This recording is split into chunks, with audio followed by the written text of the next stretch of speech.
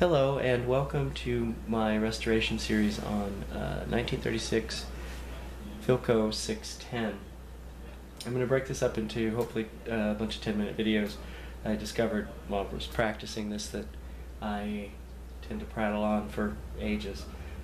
I am going to, first I'm going to talk about the cabinet and how I obtained the radio, and then I'll move on to the chassis and whatnot. So I purchased this radio about 6 months ago from a friend of mine who lives in Long Beach, Mississippi. His name is Bill, and he restores radios for, he retired early and he restores radios as a hobby. He does sell them and bequeaths lots of them to people, actually.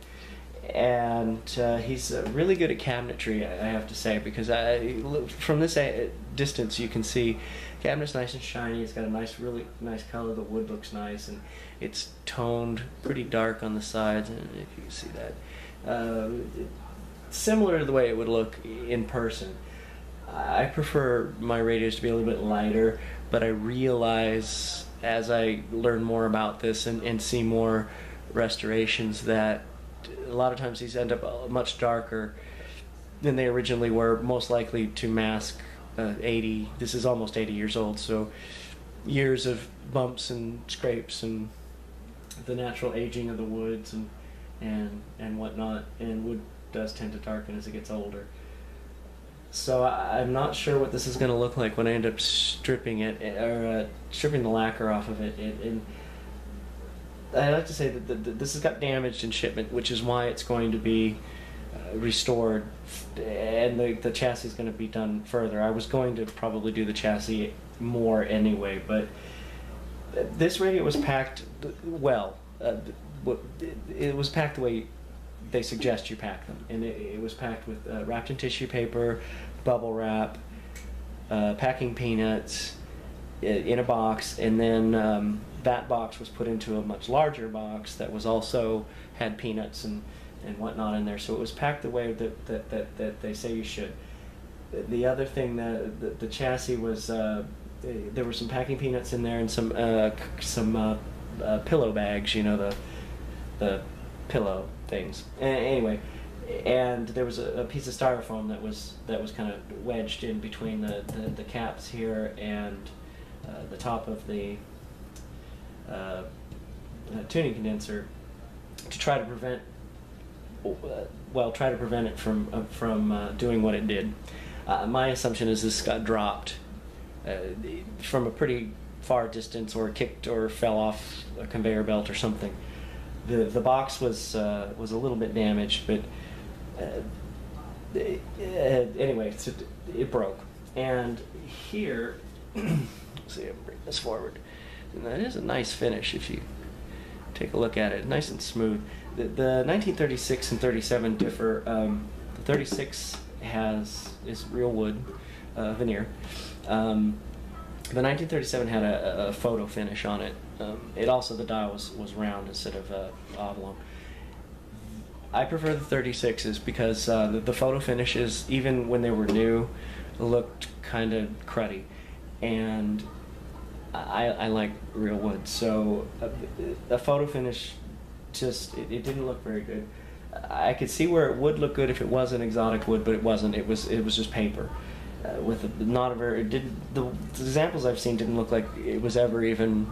I mean, it looks like it looked kind of cheap when they were new. I have a picture here of a 1937 610. You can see, as I push this further in the frame, you can see side by side. The photo finish here is here. I'm not sure if the middle part was a photo finish or not.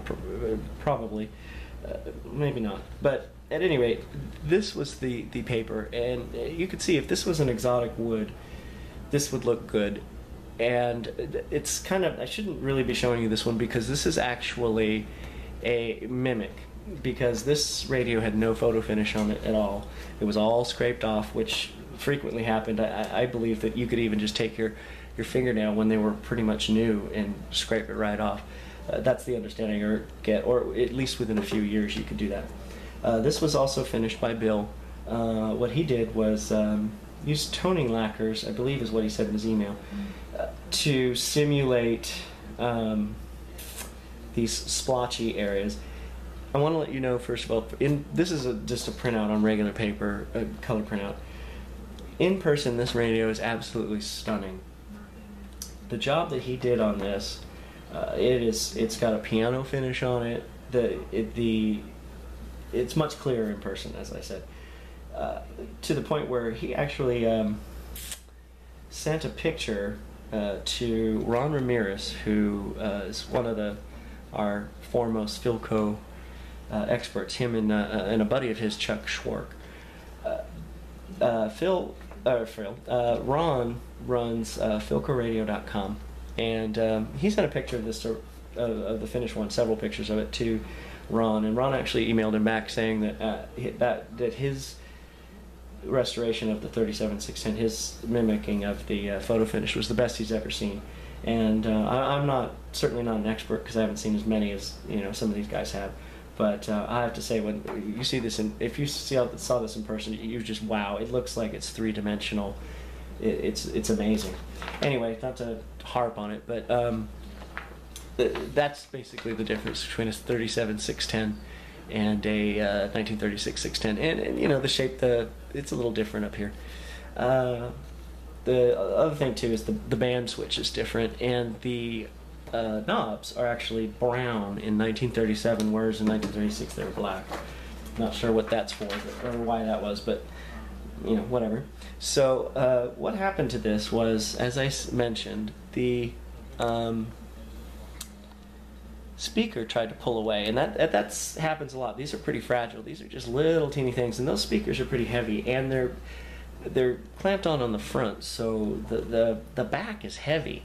So it's kind of at a disadvantage to begin with. I wonder how many of these broke in transit from the factory.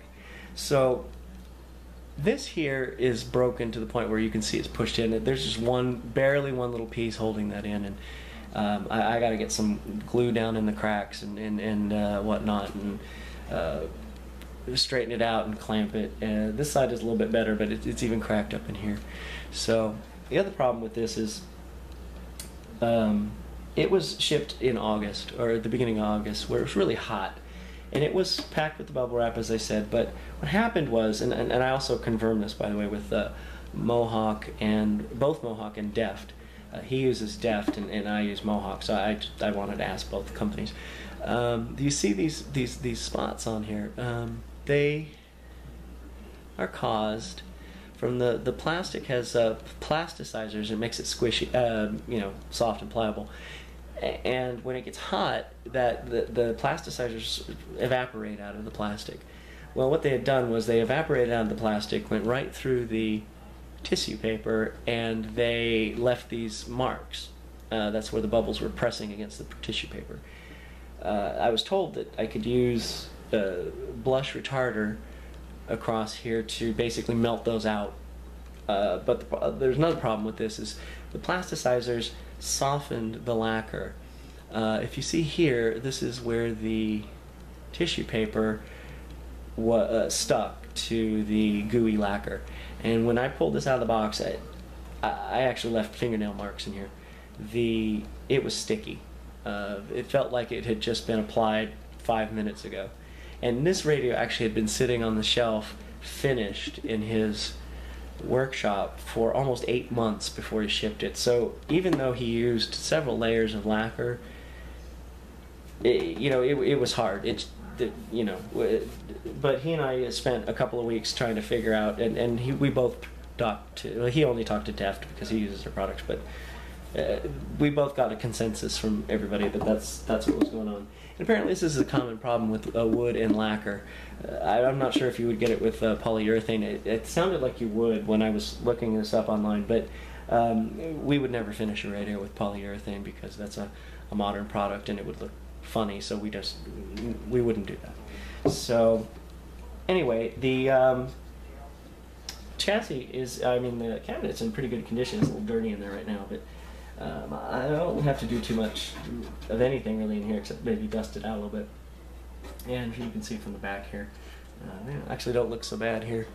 and I just realized you couldn't see what I was doing. So anyway, that's pretty much it for the cabinet here. I'm going to wrap it up. It's at 10 minutes. So I'm going to move on to the chassis next, but I just wanted to introduce you to my project. So thanks for watching.